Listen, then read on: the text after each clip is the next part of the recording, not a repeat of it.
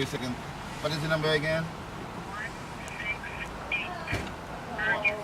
168. Very good. All right.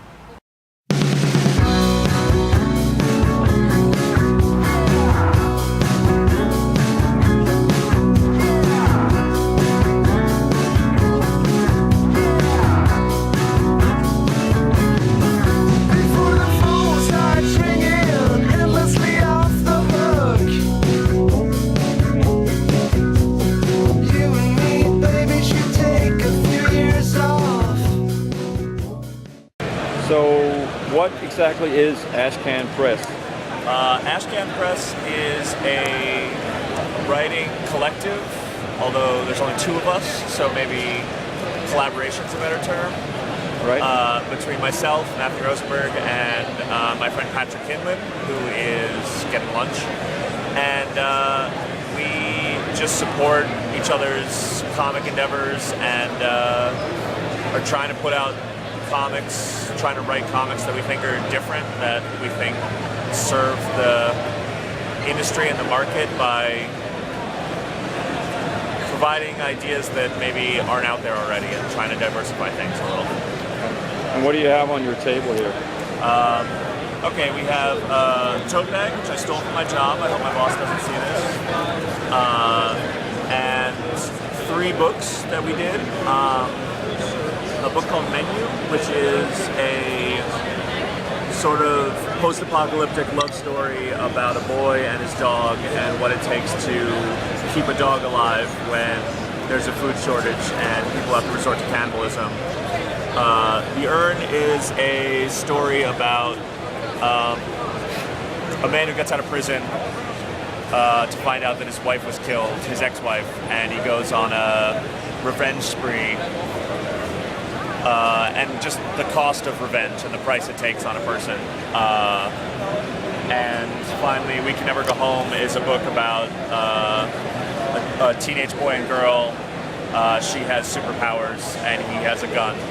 And they have to go on the run for a lot of bad choices they made. And they find out on the road that they're not necessarily who they thought they were.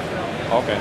And if people are not present here at New York Comic Con, where can they find your books? You can go to our website, ashcanpress.com, and Menu and the Urn will be up for sale either in physical copies, which we urge people to get because that's how comics should be read, or you can get digital downloads, which are going to be pay what you want. It's a digital file. If you want to get it for free, you can do that. If you want to give us $20, we certainly lost money, so we wouldn't turn it down. And We Can Never Go Home is going to be out early next year from Art Entertainment. It'll be on store shelves. Thank you so much. Thank you.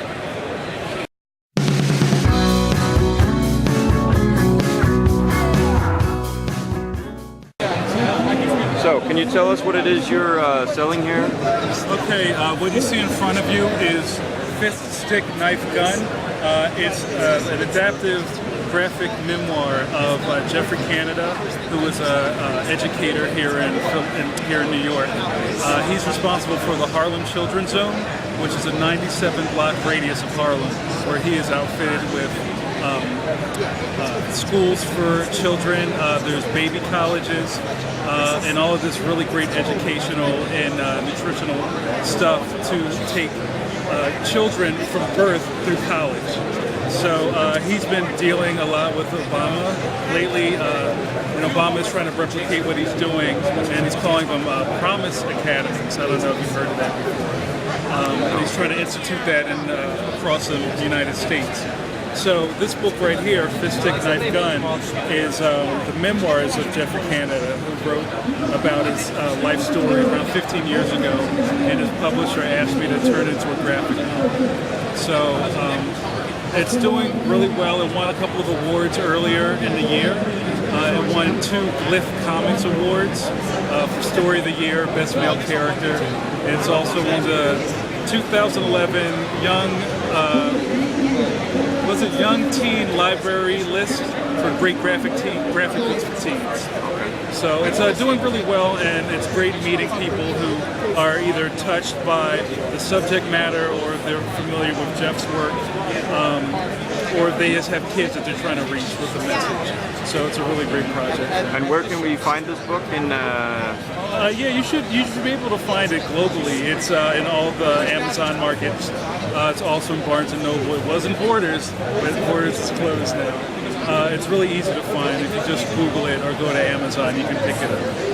Thank you so much. Thank you.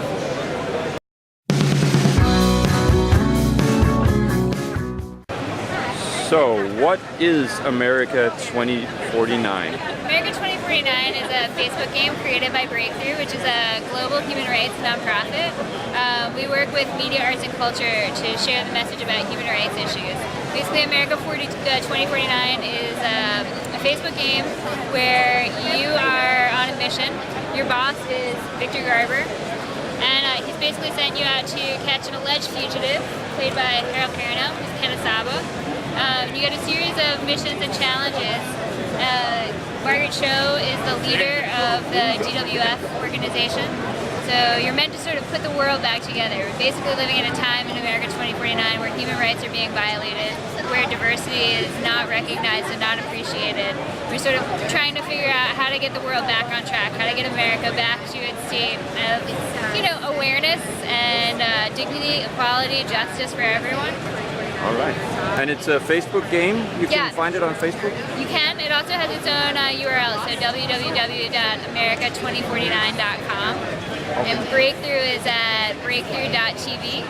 You can also follow us on Twitter, like us on Facebook. We're about using social media, meeting people where they are, to get culture to change culture. So using pop culture to teach people about making a kinder, better world where there's actually dignity, equality, and justice for all. And it's a non-profit organization? Non-profit organization, yeah. We work out of the U.S. and also out of India. We focus on immigrant rights, racial justice, women's rights, and it's all about intersectionality. So each one of us has a number of different identities, and we associate and identify with different parts of the culture, the world, different groups. And so it's sort of about bringing that all together so that we can all work for a better good. Thank you very much. Thank you.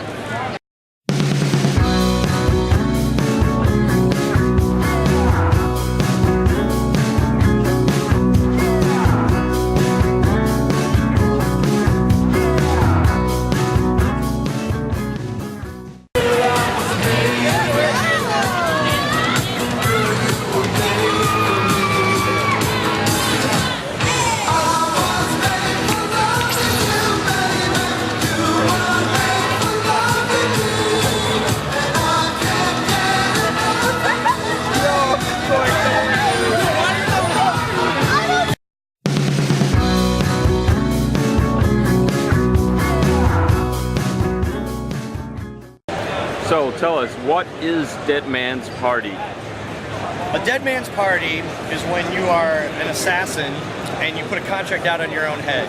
It's a 30-day contract.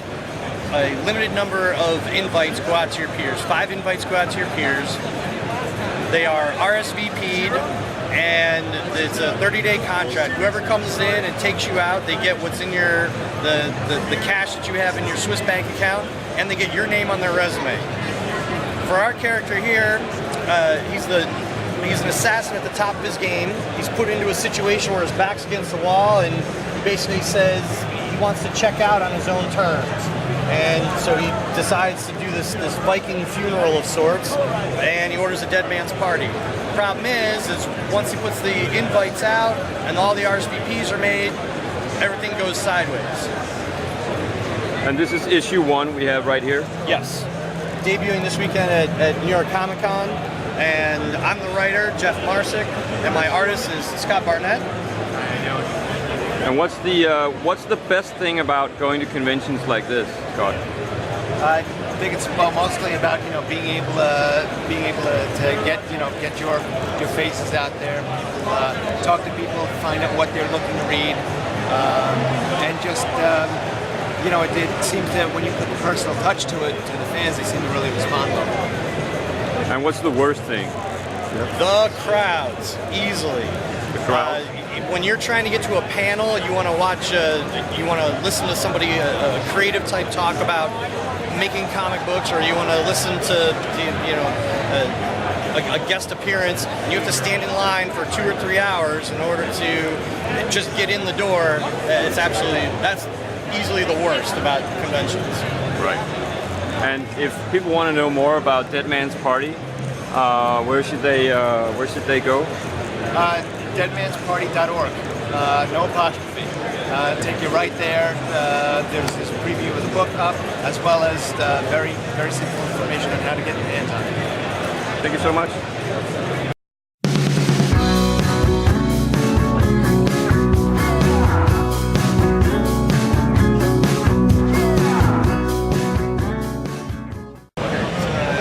So, what is Liar's Kiss exactly? Liar's Kiss is my book with artist Joe Marsoriano. It's a detective story noir kind of a thing. It's sort of our attempt to condense everything that I love of the last like 50 years of crime fiction down into one story.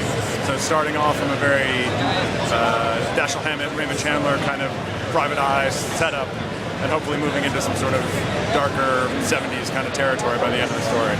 It's the idea of it anyway. Okay. And it's published by Top Shelf? Published by Top Shelf Productions. Okay. Available in your local store, hopefully. Yeah.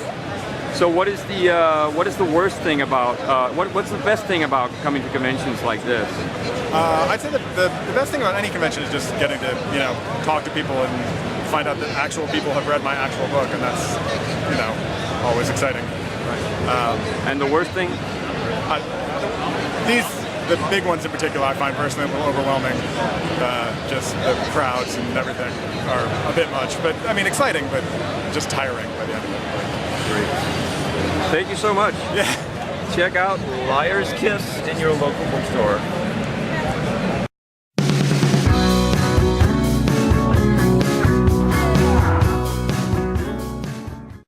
So tell us about Glass Eye Pix. What is that? Glass Eye Pix is my independent film company, and I'm a director. I made movies like Habits and Wendigo and The Last Winter, but I've also supported other filmmakers, and we've built a little community out of it. Ty West has made several films with me. Also my compatriots here at Comic-Con, Glenn McQuaid made a film called I Sell the Dead, and Jim McKinney has made 4 films with us, including Satan Hates You, which is coming out this October. And we make sort of alternative, atmospheric, low-budget, philosophical horror pictures. I Can See You, I Sell the Dead, The House of the Devil, and actually many, many others. So we're having some fun here at Comic-Con selling our wares, and our recent project is called Tales from Beyond the Pale, and this is radio dramas, half-hour spooky stories, perfect for this time of year. Get your copy today. You can get it on Amazon or downloadable on iTunes coming up. And what's the best thing about coming to conventions like this? Meeting people and knowing that even though everybody's chaotic and there's so much product out here, you feel like you're kind of getting your wares out, and if nobody buys, they still are a little more aware of what you're doing, and maybe they'll check you out online. And what's the worst thing? Same thing. Too many people. You realize you're a tiny fish in a pond that is run by Warner Brothers and video games, and you just, it's amazing how much crap there is out there, and we have crap too. Our crap is good crap. Good. Thank you.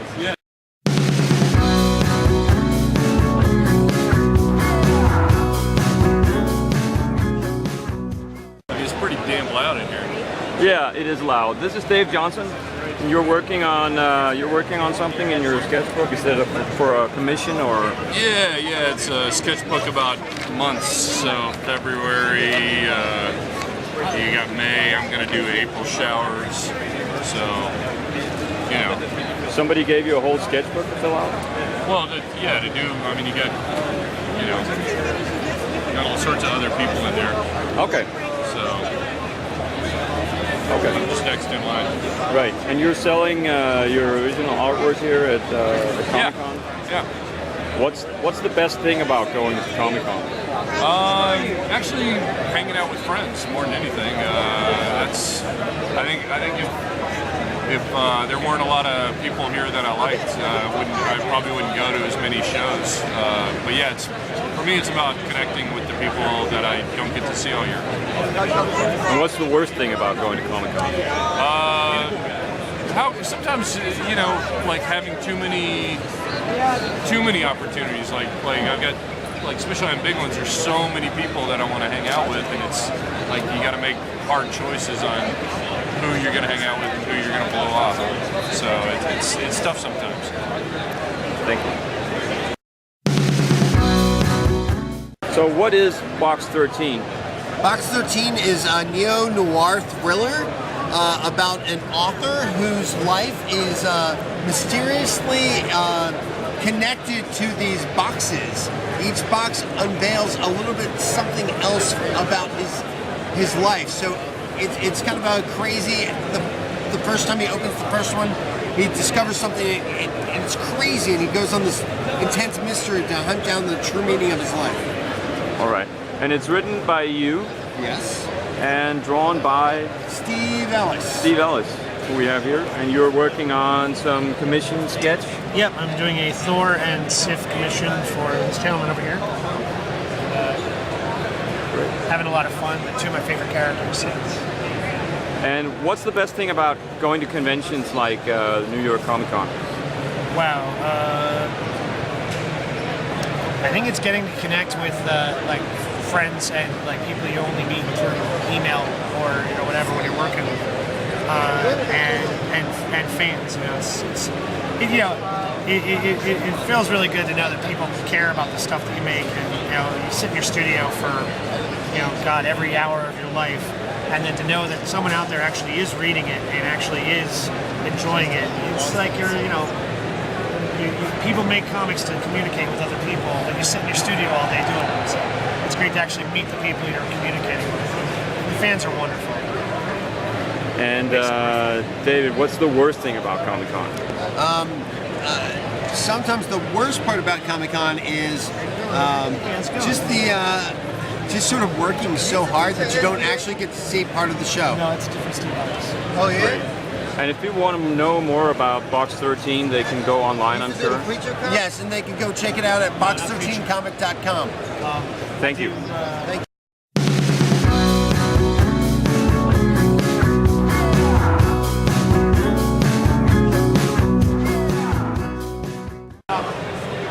Yeah, I'm here at New York Comic Con with Cody Chamberlain. What is Sweets? Could you tell us that? Well, Sweets is a New Orleans murder mystery set a few days before Hurricane Katrina hits. And so the lead homicide detective, his name is Curtin Delisle, he has to catch the killer and solve the mystery before the storm hits, or he'll lose his evidence and his witnesses. So it's sort of a ticking time bomb scenario on top of a murder mystery. And I do everything in the book: pencils, inks, colors, letters, story, even the logo design. And you wrote this as well, right? Yes. It's my original story. It came out as a mini-series from Image Comics, and the collected edition is just out this month. Great. And where can we find this online? Sweets is available at Amazon, any major bookseller, and any big comic shop, any reputable comic shop, through comicshoplocator.com. Put in your zip code and it'll point you to the nearest comic shop. What's the best thing about going to conventions like this? Well, the best thing is connecting with the readers and being able to talk about the book a little bit, but also the networking, talking with other professionals about the craft. And I live in a small town, so this is my opportunity to meet with creators and just talk comics. It's a great time. I always enjoy it. And what's the worst thing about Comic-Con? The worst thing is no sleep. So you wake up early in the morning to set up, you go all day long, then you go out to dinner, and everyone wants to do after hours where we go to the bars and hang out. And by the time you get to bed and wake up the next morning, everyone's exhausted. But that's a minor penalty to pay for having such a good time. Thank you so much. Thank you.